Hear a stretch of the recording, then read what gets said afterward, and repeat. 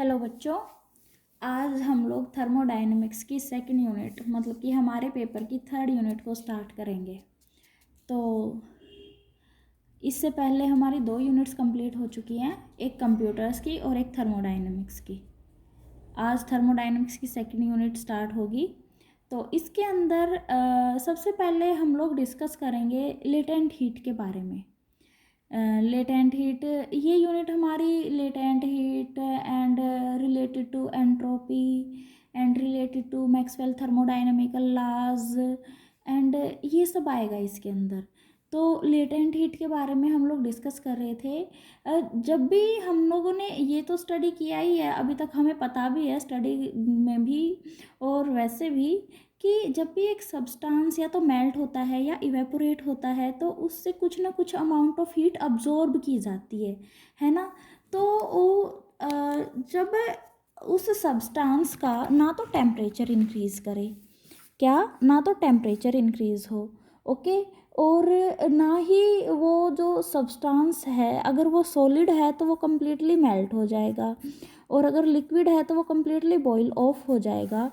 मतलब without increase in temperature अगर solid है तो वो कम्प्लीटली मेल्ट हो जाए, और अगर लिक्विड सब्सटेंस है तो कम्प्लीटली बॉईल ऑफ हो जाए, कम्प्लीटली जितना हमने लिया था उतना।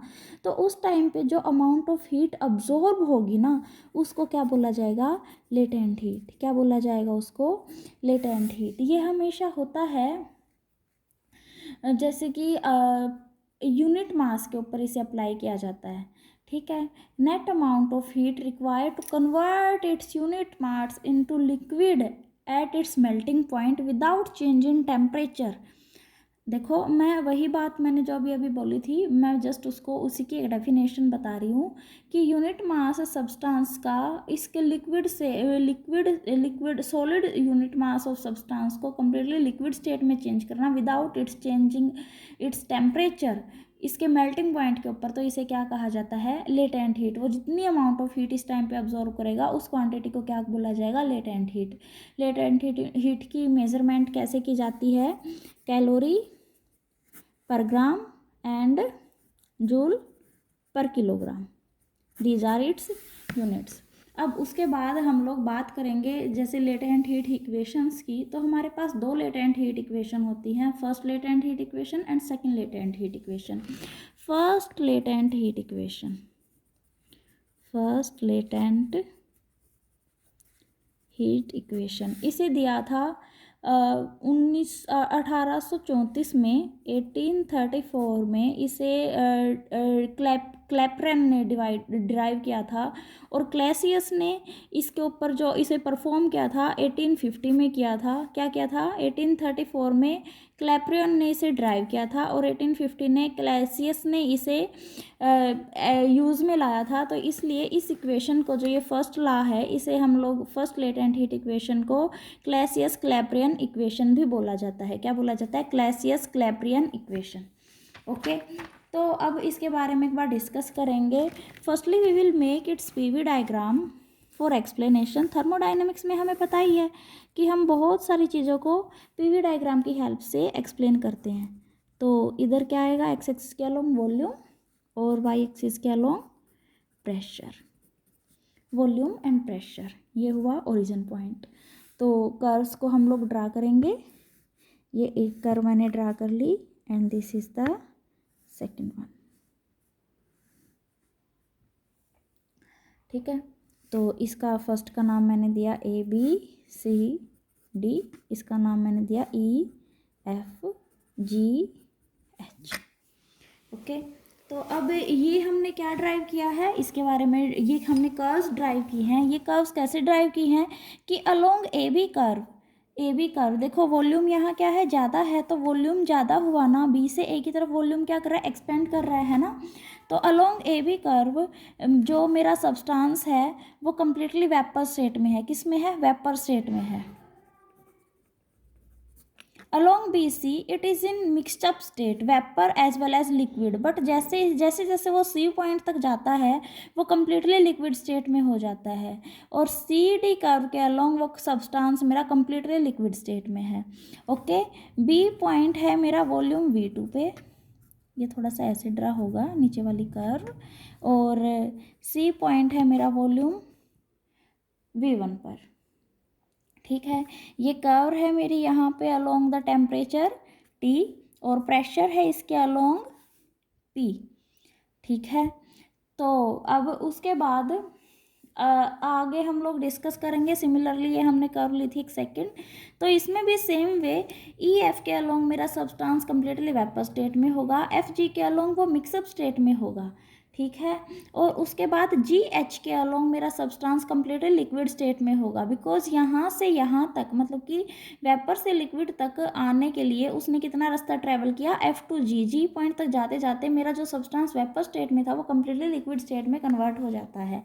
इस कर्व के अलोंग टेम्परेचर है T माइनस डी टी और प्रेशर है P minus D P. That's it, ये था हमारा कर्व। अब हम इसके अंदर क्या करेंगे, इन सारे के सारे कर्व्स को मिला देंगे। तो देखो ये B से जब ये इस कर्व को कट करता है तो मैं इसे नाम दे देती हूँ M का। इस पॉइंट को, इस पर्टिकुलर पॉइंट को मैंने नाम दिया M का, और B को मैंने F से भी मिला दिया, और C को मैंने G से भी मिला दिया। इस पर्टिकुलर पॉइंट को मैंने नाम दिया L का। तो ये देखो CBMLC, ये एक इंजन बना CBMLC, और एक हुआ BFGCB, ठीक है, या फिर इसको CBFGC, ठीक है। ये हुआ मेरा सेकंड इंजन। ये दोनों के दोनों क्या हैं, एक दूसरे के सिमिलर ही होंगे, लगभग सेम होंगे फिगर में भी, ठीक है, और इनकी वर्किंग भी लगभग सेम ही होगी। तो अभी एक बार हम लोग स्टार्टिंग करेंगे अपने इसी डायग्राम की हेल्प से फर्स्ट लेटेंट हीट इक्वेशन को ड्राइव करने के लिए। तो सबसे पहले हम लोगों ने स्टार्टिंग किया वॉल्यूम V1 से। वॉल्यूम V1 से जब हम स्टार्ट करेंगे तो हम यहाँ होंगे पॉइंट C पे। पॉइंट C पे जब हम इस पर्टिकुलर इंजन की बात करेंगे तो हम लोगों ने वो कार्नोट इंजन के लिए PV डायग्राम जो बनाया था, और हीट इंजन के लिए जो बनाया है, और हमने TS डायग्राम में भी यही सब पढ़ा था कि यहाँ से यहाँ तक जाने के लिए जो होगा प्रोसेस वो होगा आइसोथर्मल एक्सपेंशन। तो V1 वॉल्यूम V1 पे और C पॉइंट पे आगे B की तरफ जाएगा मेरा सब्सटेंस, तो वो सफ़र करेगा आइसोथर्मल एक्सपेंशन को एट ए टेम्परेचर T, ठीक है। तो वॉल्यूम B तक जाते जाते, B पॉइंट तक जाते जाते उसका वॉल्यूम इंक्रीज हो गया V2, और जो सब्सटेंस था मेरा कम्प्लीटली लिक्विड स्टेट से गैस स्टेट के अंदर कन्वर्ट हो गया। इस टाइम पे जो उसने अमाउंट ऑफ हीट अब्जॉर्ब की है मैं उसे रिप्रेजेंट करती हूँ L से। किससे रिप्रेजेंट करती हूँ, यह तुम्हारा फर्स्ट पॉइंट, किससे रिप्रेजेंट कर रही हूँ, L से। L क्या है, लेटेंट हीट ऑफ वेपराइजेशन को मेजर कर रही है, ठीक है। ये क्या हुआ, ये देखो वो जो सब्सटेंस था तुम्हारा लिक्विड से कम्प्लीटली गैसियस स्टेट में कन्वर्ट हो गया at a constant temperature T, उसके टेम्परेचर के ऊपर कोई इफेक्ट नहीं पड़ा। तो L अमाउंट ऑफ हीट उसने अब्जॉर्ब की, और वो अमाउंट ऑफ हीट को मैं क्या बोलती हूँ, लेटेंट हीट। लेटेंट हीट जो उसने अब्जॉर्ब की है सब्सटेंस को कम्प्लीटली चेंज करने के लिए। ओके, अब सेकंड पॉइंट क्या होगा, अब हम लोग इस कर्व की बात करेंगे। यहाँ क्या होगा, सब्सटेंस मेरा एडियाबेटिकली एक्सपेंड करेगा अलोंग BM में क्या होगा, मेरा सब्सटेंस एडियाबेटिकली एक्सपेंड करेगा, और जो उसका टेम्परेचर है वो T से T माइनस dt हो जाएगा, ठीक है, और जो प्रेशर होगा वो P से P माइनस dP हो जाएगा। That's it. अब थर्ड पॉइंट की हम लोग बात करेंगे M2L। M2L में मेरा सब्सटेंस इधर क्या था, वेपर स्टेट में था, और यहाँ तक जाते जाते क्या होगा, कम्प्लीटली लिक्विड स्टेट में हो जाएगा at a constant temperature T minus dt। तो देखो टेम्परेचर कांस्टेंट है और सब्सटेंस की स्टेट चेंज कर रही है ना, तो इस टाइम पे भी लेटेंट हीट यूज़ में होगी। तो जब वो गैस से वेपर लिक्विड स्टेट में कन्वर्ट हुआ तो उसने कुछ ना कुछ अमाउंट ऑफ हीट रिजेक्ट की होगी। तो अमाउंट ऑफ हीट जो उसने अभी रिजेक्ट की है वो हम लोग लेके चलेंगे L minus DL, latent heat of rejected by the substance, ठीक है। तो अब इसको अगर हम देखें, L अमाउंट ऑफ हीट उसने अब्जॉर्ब की थी और L minus DL amount of heat उसने रिजेक्ट कर दी, तो DL जो होगी ये वो क्वांटिटी होगी जो कि एक्चुअल में वर्क में कन्वर्ट हुई है ना, वर्क में जो कन्वर्ट हुई है, और इसीलिए DL किसके इक्वल होगा, वर्क के इक्वल हो जाएगा DW के। अब उसके बाद फोर्थ पॉइंट हम लोग डिस्कस करेंगे फोर्थ कर्व के बारे में, L2C। जब सब्सटेंस मेरा यहाँ से यहाँ जाता है तो देखो टेम्परेचर उसका चेंज हो जाता है T minus D2 to T, और प्रेशर चेंज हो जाता है P minus DP to P, ठीक है। और बाकी वो यहाँ भी लिक्विड स्टेट में था और यहाँ भी वो लिक्विड स्टेट में ही रहेगा, उस पर कोई डिफरेंस नहीं आया।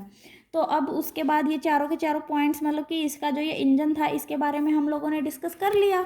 अब हम लोग बात करेंगे इसकी एफिशिएंसी की, इंजन की एफिशिएंसी की। तो ये कारनोट इंजन था, कारनोट इंजन की एफिशिएंसी हम लोग देते हैं work done by heat absorb. Work done हम लोगों ने निकाला था कि DL के इक्वल हुआ, और amount of heat absorb, latent heat कितने अब्जॉर्ब की थी, L अमाउंट ऑफ हीट उसने अब्जॉर्ब की थी। तो देखो हम लोग ये क्या करते थे कारनोट इंजन के लिए, 1 - T2/T1, T2 is the temperature of sink efficiency के लिए, और T1 is the temperature of source. तो यहाँ पे सिंक का टेम्परेचर क्या है, T - DT, और T क्या है, सोर्स का टेम्परेचर। तो कम्प्लीटली इसको सोल्व करके क्या आया, DT/T।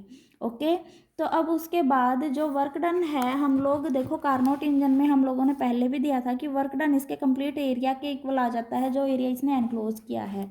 तो एनक्लोज एरिया क्या होगा इसका, एरिया एनक्लोज्ड बाय CBMLC किसके इक्वल हुआ, dp into V2 minus V1 pressure into volume, because it's a change in pressure into change in volume, because it is a PV diagram.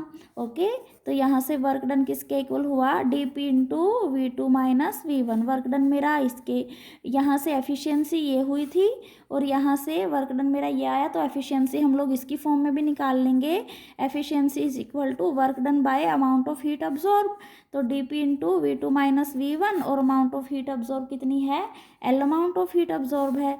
Efficiency यहाँ से ये देखो किसके इक्वल आई थी, temperature की form में, तो इसको इसके इक्वल हम लोग पुटअप कर देंगे, dt/T। तो यहाँ से क्या आ जाएगा, dp/dt, dp/dt is equal to L/T into V2 minus V1, L/T into V2 minus V1।